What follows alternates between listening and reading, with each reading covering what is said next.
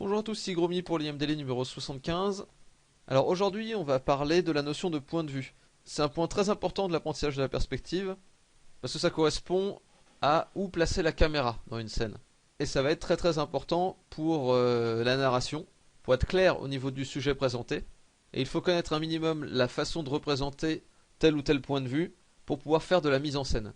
Donc alors déjà je vais faire un petit rappel au niveau du concept de la perspective. Au final la perspective qu'est-ce que c'est? C'est juste la façon dont notre œil retranscrit les formes dans l'espace. C'est une sorte d'illusion d'optique au final. Donc restituer de la perspective sur une feuille de papier, ça va créer de la profondeur dans l'image et ça va ouvrir l'espace. Une image où il y a très peu de perspective va paraître plus petite qu'une image avec une perspective très approfondie. Ça juste parce que c'est une illusion d'optique. On va pouvoir faire entrer plus de choses et plus d'informations dans une image si on utilise correctement la perspective. Si on ne l'utilise pas, ça va paraître confus si on met le même nombre d'informations dans l'image. Donc en fait, comment fonctionne cette illusion? Je vais faire un plan de coupe. On va placer un personnage dans la scène. Donc là, on est en vue de profil. Il va regarder un très grand cube. Ce personnage, en fait, il a un champ de vision. Ça part de son œil et après ça s'élargit. Donc voilà, là on voit qu'il voit parfaitement le cube, il voit une partie du sol et il voit du ciel. Mais si on le rapproche de la boîte, son angle de vue reste exactement le même, mais peu à peu, vous voyez que l'angle là-haut se réduit, il finit par ne plus voir le ciel du tout. À partir de là, il ne voit plus le ciel, puisque tout ce champ de vision est bloqué par la boîte. Et il voit très peu de sol, et s'il se rapproche encore plus, il finit par ne plus voir le sol du tout. Donc ça c'est une des premières dimensions du point de vue. De profil, vous voyez que le champ de vision peut dramatiquement se réduire. Donc en fait pour voir ce qui se passe en termes d'image, là je vous ai créé un cadre. Et donc en fait ce qui change, c'est les proportions de tout ça à l'intérieur du cadre. La boîte elle fait toujours la même taille, le personnage fait toujours la même taille, le sol fait toujours la même taille, ça ne change pas. Mais ce qu'on va voir va être très différent. Parce que ici, on ne voit que ça.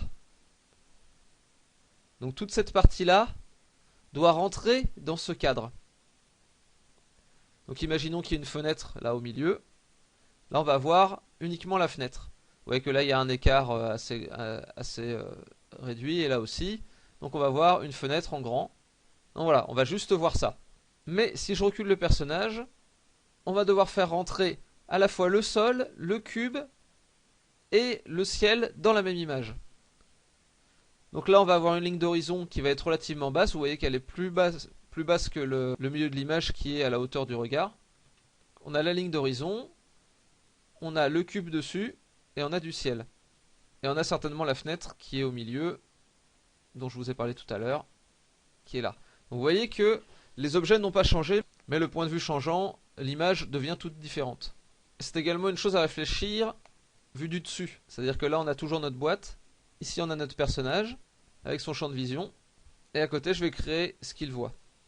Donc là à ce niveau là on arrive à peu près à la même chose que tout à l'heure. On arrive avec la ligne d'horizon. Là avec juste la vue du dessus on ne sait pas exactement où placer la ligne d'horizon, mais on va considérer qu'elle est un peu comme tout à l'heure. Donc on a cette image là qu'on a déjà vue avec la fenêtre au milieu. Donc le personnage on peut le déplacer comme ça par exemple, et là dans ce cas là on ne voit plus que la moitié du cube. Ça déplace le cadre comme ça globalement. Donc voilà, ça transforme l'image en quelque chose comme ça. Mais le personnage il va également pouvoir se déplacer comme ça.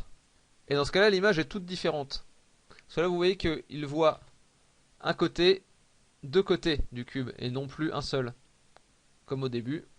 Ce qui va créer une toute autre image. Donc là vous voyez, il voit l'arête à peu près au milieu de sa vue. Ensuite il voit toute la face, toute cette face là, et toute la deuxième face. C'est là où on arrive avec une perspective à deux points de fuite. Vous voyez que là par ici, ça fuit vers un point de fuite qui va être en dehors de l'image, puisqu'on voit que cette ligne finit par croiser le bord du point de vue. Et ici, cette ligne ne croise pas le bord du point de vue, elle en sort. Ce qui veut dire qu'en fait, le point de fuite va être dans l'image. Donc là, on a la ligne d'horizon. On va considérer que le point de fuite est ici. Donc on aurait plutôt quelque chose comme ça pour ce cube. Et après là le deuxième point de fuite va très très loin par là-bas. Donc là j'espère que vous comprenez bien le pourquoi on voit qu'un seul des deux points de fuite. Parce que ici, l'endroit vers lequel ça fuit va toujours rester dans le champ de vision. Alors que ici, l'endroit vers lequel ça fuit va sortir du champ de vision. Donc ça va nous donner quelque chose comme ça. Et donc ensuite le personnage peut également reculer. Et dans ce cas-là évidemment ce qu'on voit dans l'écran va se réduire. Puisque le cube prendra une moins grande partie du champ de vision. Donc voilà, c'est la base du point de vue en perspective. Ça va me servir pour vous expliquer la prochaine fois les bases de la mise en scène. Vous pouvez refaire les exercices de l'IM Training numéro 3 avec la petite maisonnette en ayant toutes ces informations là à l'esprit pour essayer de placer mentalement votre personnage à un endroit et d'essayer de dessiner la maisonnette en fonction. Donc voilà, j'espère que cette vidéo vous aura appris des choses, que ça vous est utile. Je vous dirai à lundi pour une nouvelle vidéo, un nouveau challenge. En attendant, passez un bon week-end et dessinez bien. Allez, salut!